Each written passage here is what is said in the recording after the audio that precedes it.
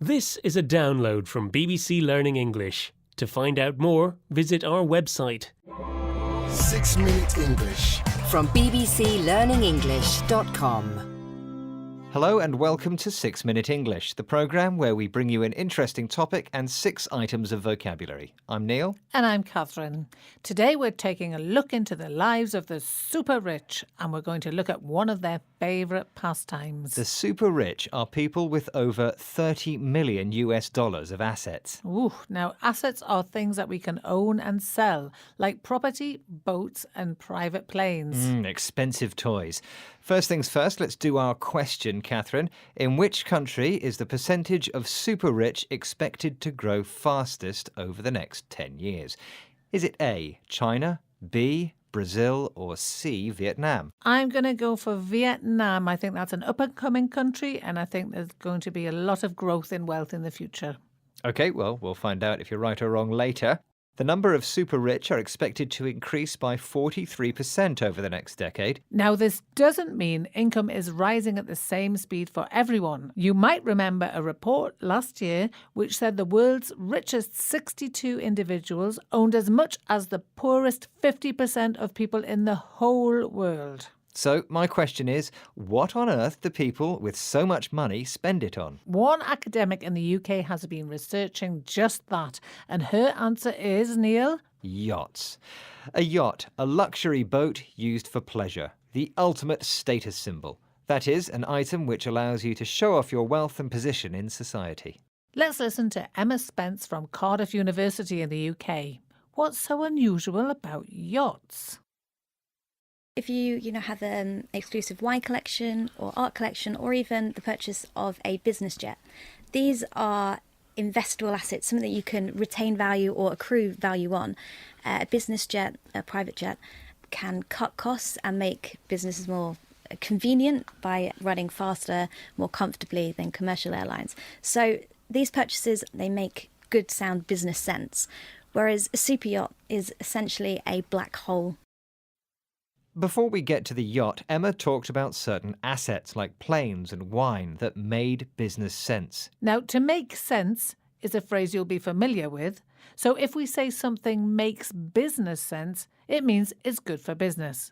But yachts are different. Yachts, and especially what she calls super yachts, actually lose money. So much so, she calls a super yacht a black hole of wealth. Now, a black hole in scientific terms is a place where gravity is so strong that nothing can escape, not even light.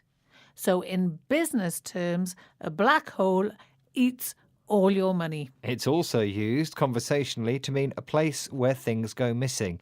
These super yachts are big. The world's longest is 180 metres in length, and they require a professional crew, which is how Emma began her study. She used to work on the yachts. She's now spent 6 years studying the world of super yachts and the super rich. So, what else did she learn?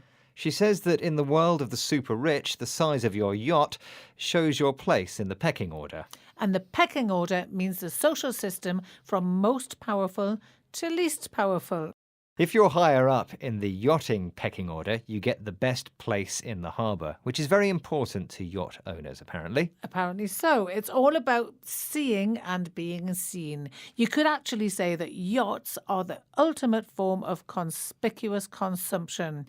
Now, that's another great term. Conspicuous means visible or noticeable, and consumption means spending.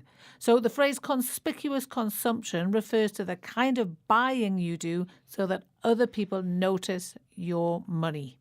Before we sail off into the sunset, Catherine, how about we answer today's question? I said that Vietnam is the country in which the percentage of super rich is expected to grow fastest over the next 10 years. Well, I am very pleased to say that you were right. Yay! It was, in fact, Vietnam. According to this same report by Knight Frank, the population of ultra-wealthy is expected to grow by a staggering 170% in the next decade. Now, how about we have another look at the wealth of vocabulary in this programme? Very good. We started with assets. Here, it means things we can buy or sell. What are your assets? Oh, my diamond rings, my bike, my laptop. I'm not like you, though, Neil. I don't live in an expensive mansion. That would be a real status symbol. And if only that were true. But it's a good example. A status symbol is a possession that shows off our wealth and our place in society. Yep, and we had the phrase to make business sense. In other words, to be good for business. We could also say that a particular policy makes economic sense. Or I could say investing wisely makes financial sense.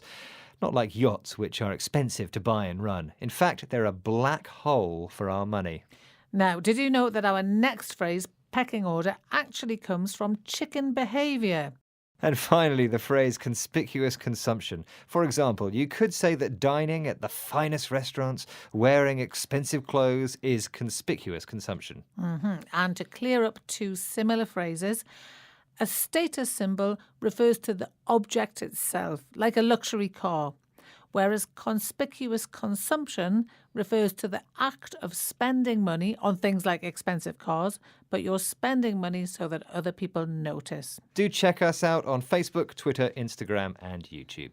Goodbye. Bye. 6 Minute English. From BBC Learning English.